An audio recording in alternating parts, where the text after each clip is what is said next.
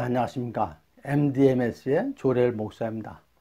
오늘은 창세기 42장 18절에서 25절의 말씀으로 함께 은혜 나누도록 하겠습니다.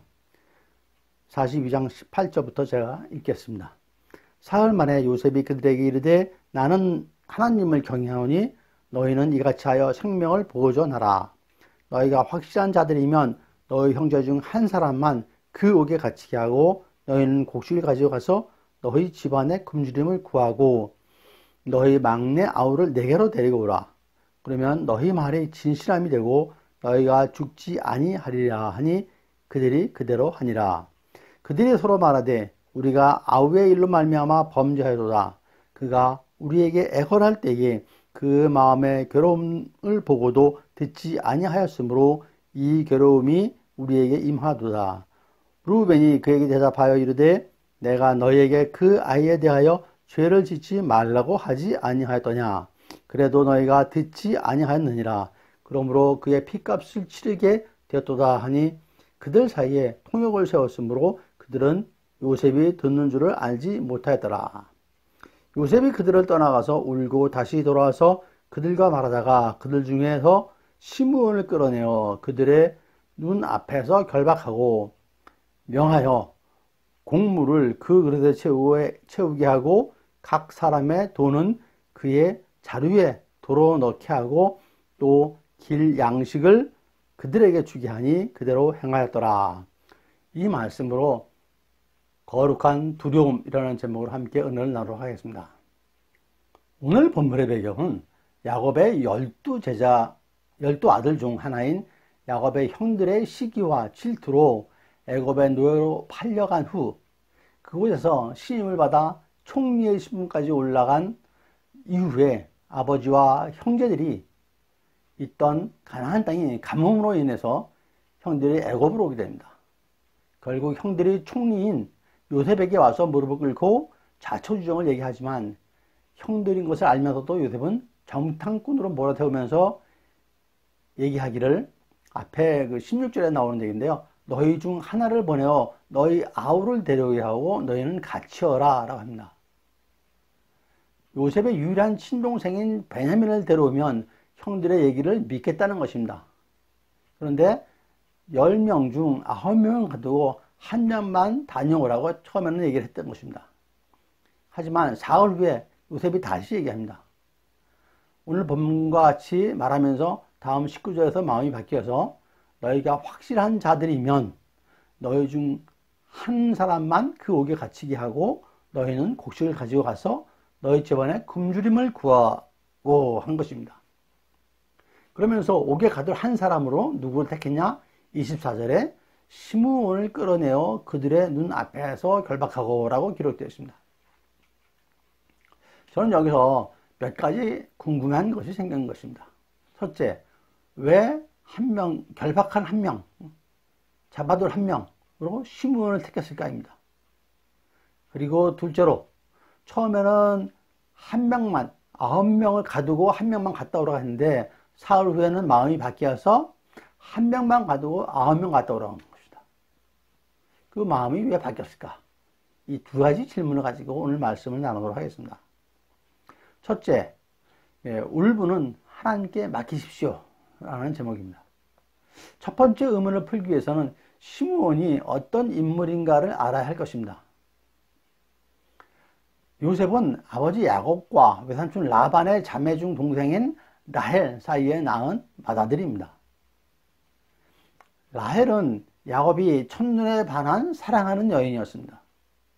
그리고 시므온은 외삼촌 라반의 계략으로 야곱이 얼떨결에 결혼하게 된 자매 중에 언니인 레아와 낳은 둘째 아들입니다.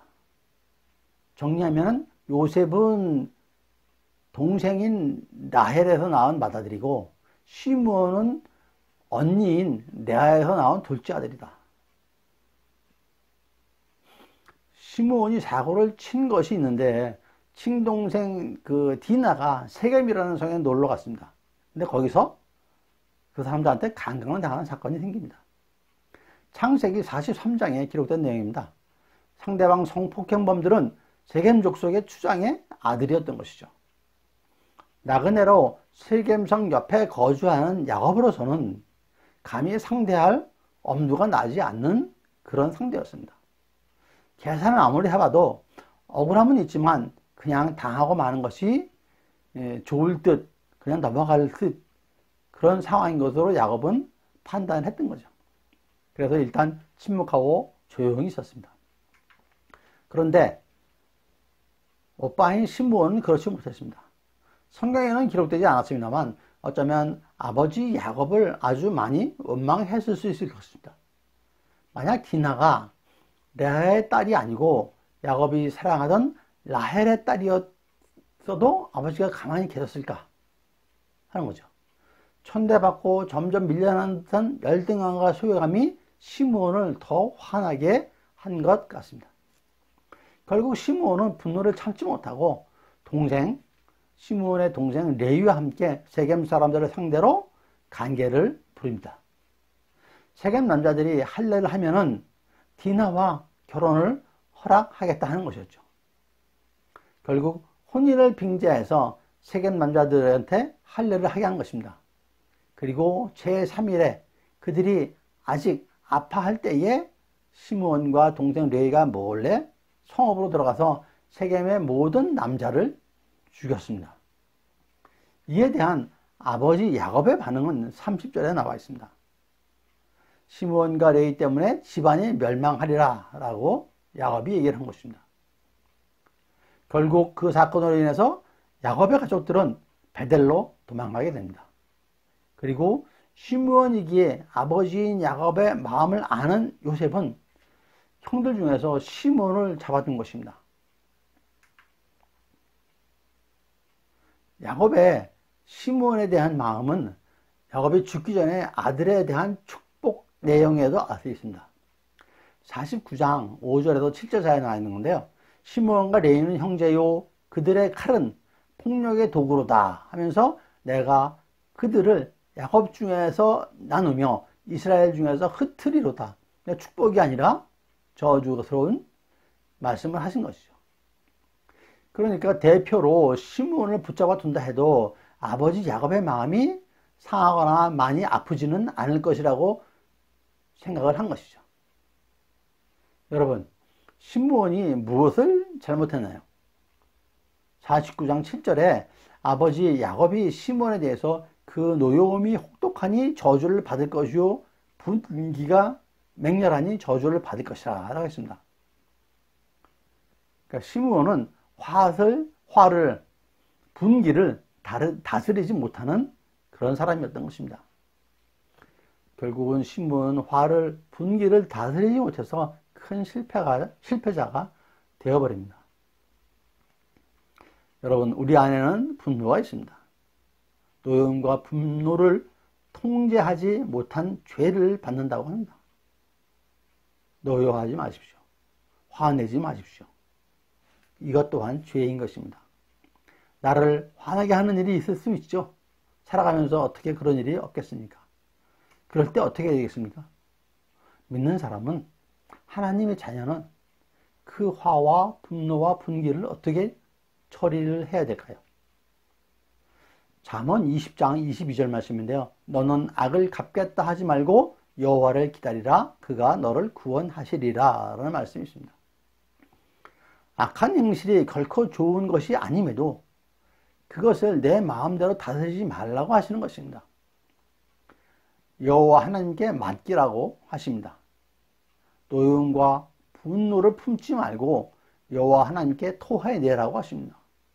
그분께서 처리하여 주실 것이라고 약속을 하십니다. 노여움과 분노를 품고 이를 갚는 것은 죄악임을 명심하십시오. 욥기 36장 13절에서도 분노를 쌓으며 하나님이 속박할지라도 도움을 구하지 아니하나니 하셨습니다. 즉 분노를 쌓아두는 것은 마음이 경건하지 않기 때문이라고 지적을 하십니다. 이는 또한 하나님을 인정하지 않기 때문이죠. 분노를 쌓아두지 마십시오. 모든 것은 하나님께서 하십니다. 두 번째, 하나님을 경외하는 자에게는 축복이 있다라는 말씀입니다. 두 번째로 살펴볼 내용은 요셉의 마음이 왜 바뀌었나를 살펴보도록 하겠습니다. 요셉의 마음이 바뀐 것에 대해서 나는 하나님을 경외하노니 라고 하였습니다.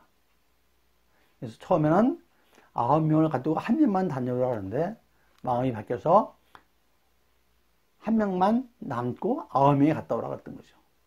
왜 그랬느냐? 나는 하나님을 경외하노니 라고 먼저 얘기를 했습니다. 그래서 경외라고 하는 말은 구약 성경에서 아주 많이 자주 등장합니다.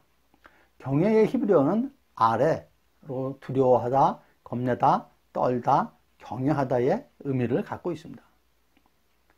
사전에서는 단순히 부정적인 공포감이 아니라 하나님의 주권과 영광을 인정하는 자가 가지는 거룩한 두려움, 경건한 공경심으로 좋은 마음 곧 존경하는 마음으로 삼가 조심하다 라고 정의를 하고 있습니다. 무서운 두려움이 아니라 거룩한 두려움이 경외인 것입니다. 성경에서의 정의로는 잠언 8장 13절에 나와 있는데요. 여호와를 경외하는 것은 악을 미워하는 것이라. 나는 교만과 거만과 악한 행실과 패역한 입을 미워하노라 라고 되어 있습니다. 또한 6장 16절에서 19절에 여호와께서 미워하시는 것, 싫어하시는 것이 나열되어 있습니다. 교만한 눈, 거짓된 혀, 무죄한 자의 피를 흘리는 손, 악한 계교를 꾀하는 마음, 빨리 악으로 달려가는 발, 거짓을 말하는 망령된 증인, 형제 사이를 이간하는 자, 이런 것들이 여호와께서 미워하시는 것, 싫어하는 것이라고 정리가 되어 있습니다.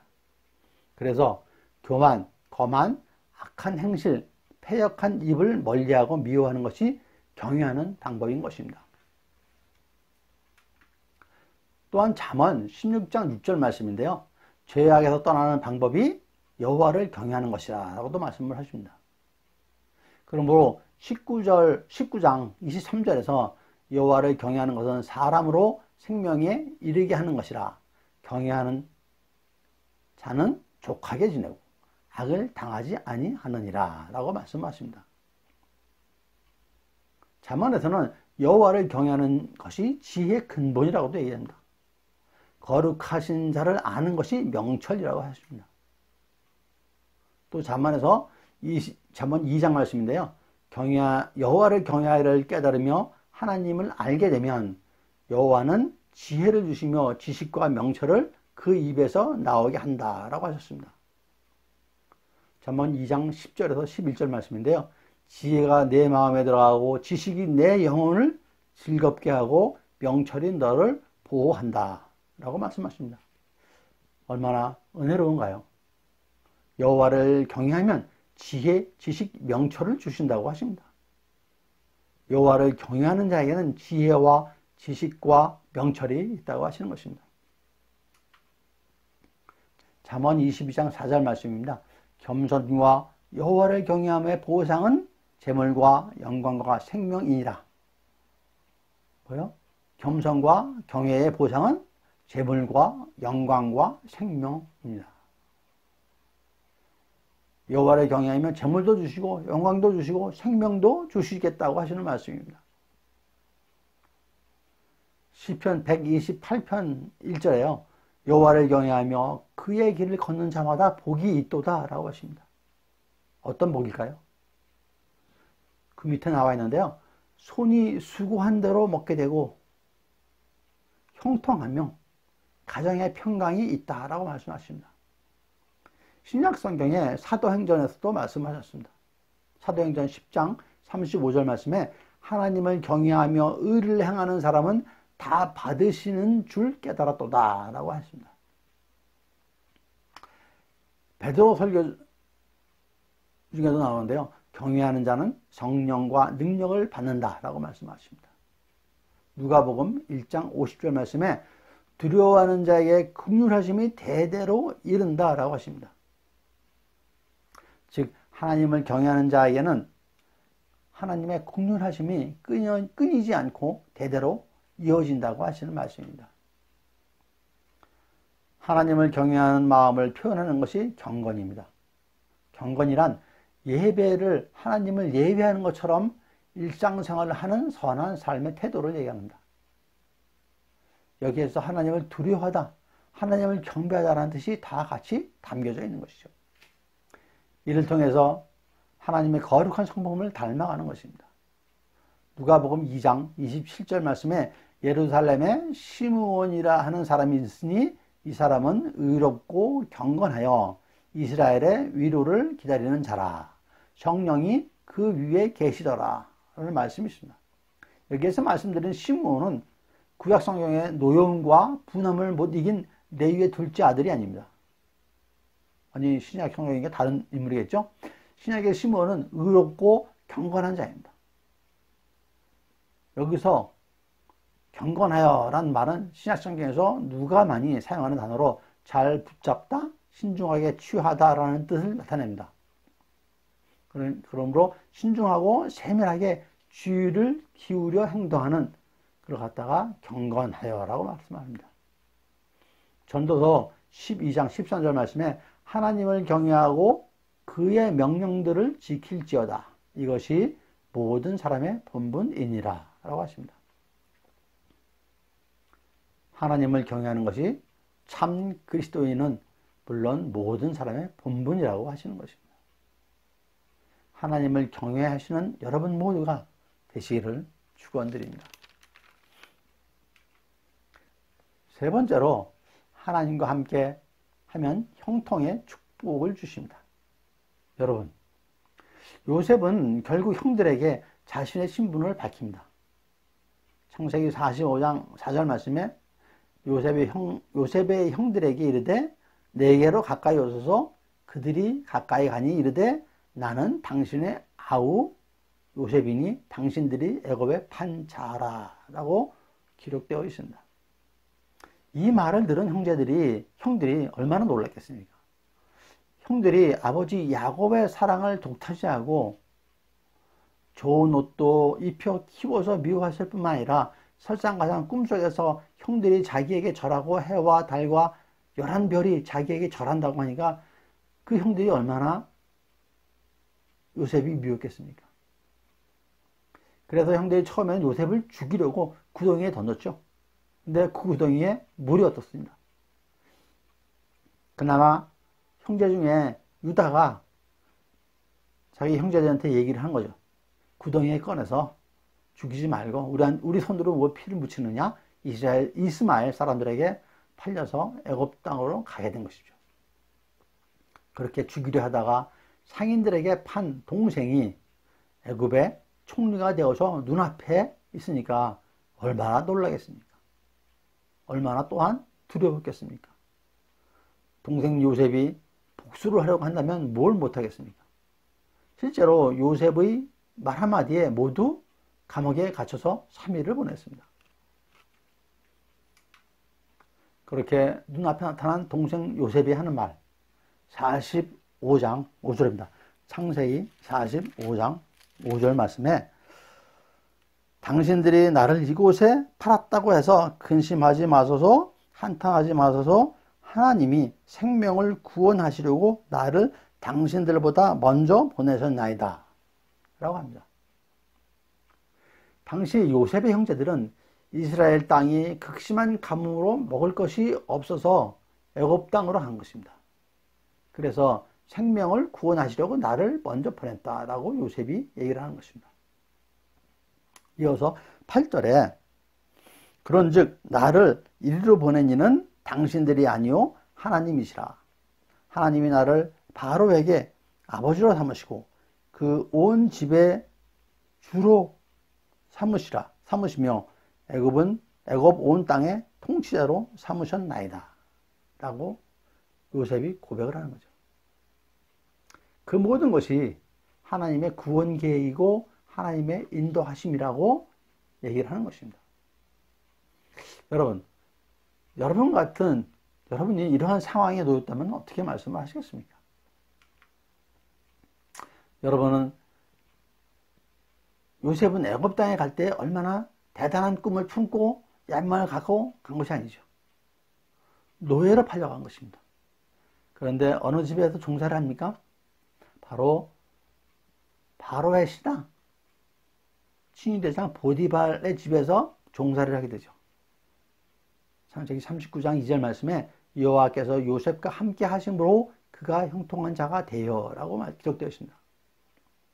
또 39장 3절에는 그의 주인 즉 보디발이 여호와께서 요셉과 함께 하심을 보고 또한 요셉이 범사에 형통하심을 보았다라고 얘기를 합니다. 그래서 보디발은 요셉에게 집과 모든 소유물을 주관하게 만들었죠.